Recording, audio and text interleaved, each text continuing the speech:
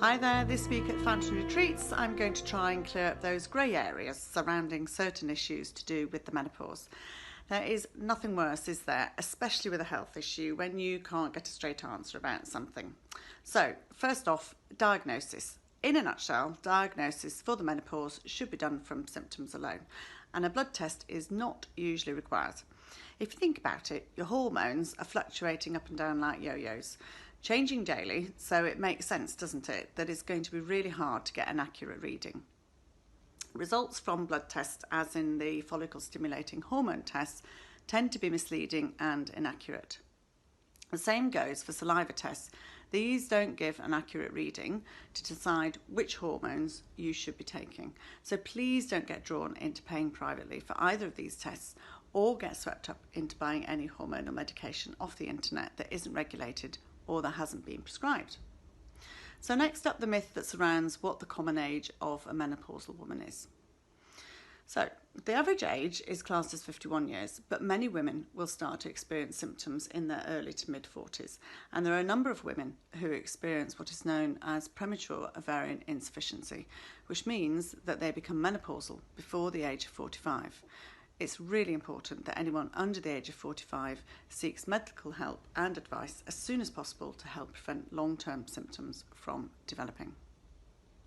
Moving on to HRT.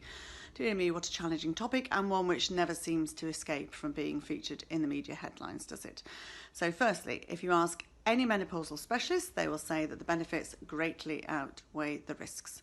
The main risk everyone is worried about is the connection to breast cancer. Stats say that there are an additional 5 cases per 1,000 women if using HRT over 7.5 years. What they don't highlight in the media are the other contributory factors which are much more likely to contribute to developing breast cancer. Things like excessive alcohol, being overweight or obese, or if you smoke, which is why you'll find anyone within the field of menopause banging on about lifestyle choices, diet and exercise before discussing anything to do with medication.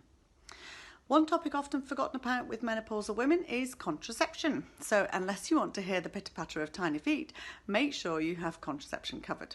Rule of thumb is if you're 51 years and under, make sure you're covered for at least 2 years. And if you're 51 years and over, then at least 1 year of cover is required. Well, don't say I didn't tell you so. And finally, I just wanted to touch on the overprescribing of antidepressants. So antidepressants definitely have their place in the medical world, but should not be used as the first line of treatment for menopausal symptoms.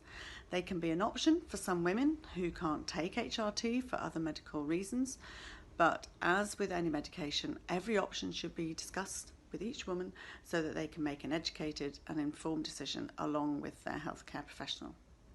So they have a few nuggets of information.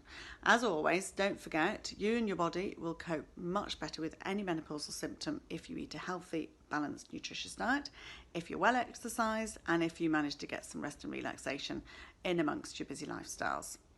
Well, that's all from me this week. Have a look online at the latest blog for more information about the topics I've just discussed. And our next topic will be HRT and lifestyle choices. So make sure you like and subscribe to Fountain Retreats to stay up to date with our latest information, or book onto a retreat by clicking on the link. So it's slashing with rain here in Scotland, so no run for me this morning. I'm going to go for the indoor option instead, so I'm off to sit on a rowing machine. Have a really good week.